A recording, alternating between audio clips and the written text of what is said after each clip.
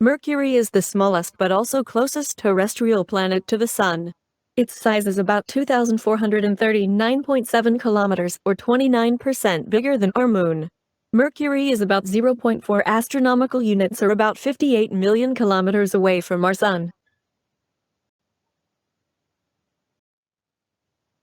The planet is named after the Roman deity Mercury, the speedy messenger of the gods, who was the Roman equivalent of the Greek god Hermes. Mercury orbits our Sun every 88 days, so this swift orbit inspired the ancient Romans to associate the small planet with Mercury. Mercury is visible in the night sky without a telescope, and has been known to humans around the world for thousands of years. The Sumerians made one of the earliest known records of the planet in around 3000 BC.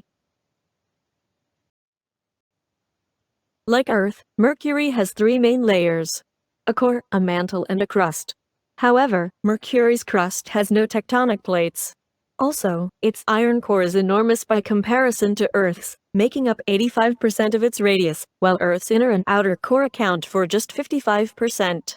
Because of the core's exceptional size, it's had a surprising influence on Mercury's overall size by causing it to shrink. The hot iron core has slowly cooled and contracted over the planet's 4.5 billion years. In doing so, it pulled Mercury's surface inward and has caused the planet to shrink radially by more than 7 kilometers. This shrinking planet is also, as we said, the closest to the Sun, orbiting our solar system star at an average distance of roughly 58 million kilometers, 36 million miles. Such proximity affects Mercury's atmosphere, or rather, the lack of one. It only has a thin exosphere. This exosphere is made of oxygen, sodium, hydrogen, helium, and potassium, all whipped up from the planet's surface by solar wind.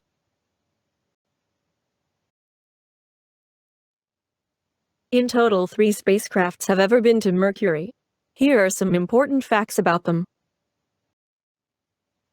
The first spacecraft to visit Mercury was NASA's Mariner 10 on November 3, 1973, which imaged about 45% of the surface.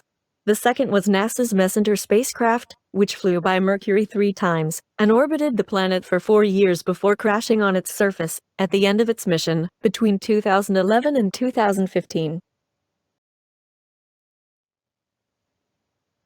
The European Space Agency and Japan Aerospace Exploration Agency launched the third mission to Mercury in 2018.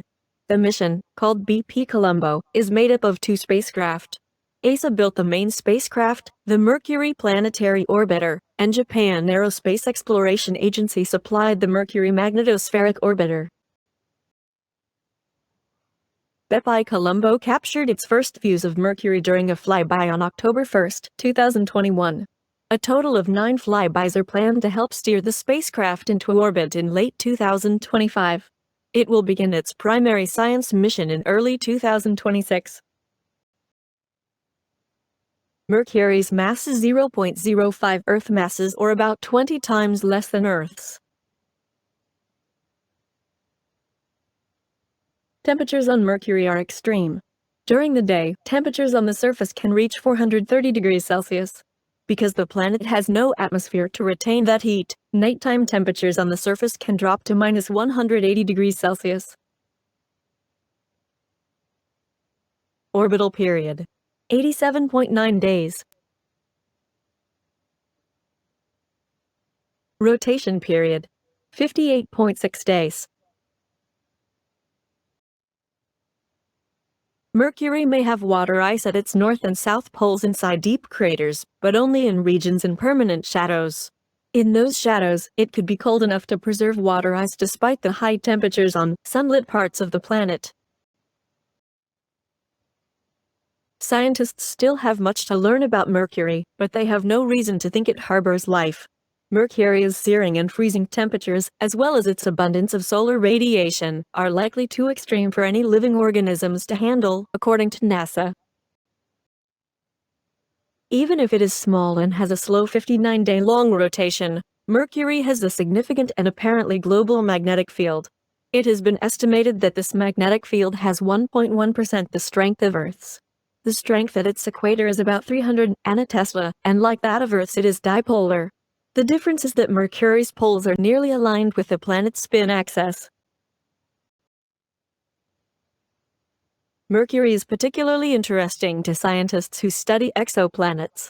Thousands of known exoplanets orbit extremely close to their stars. By studying Mercury right here in our backyard, we can better understand what these close orbiting worlds might be like.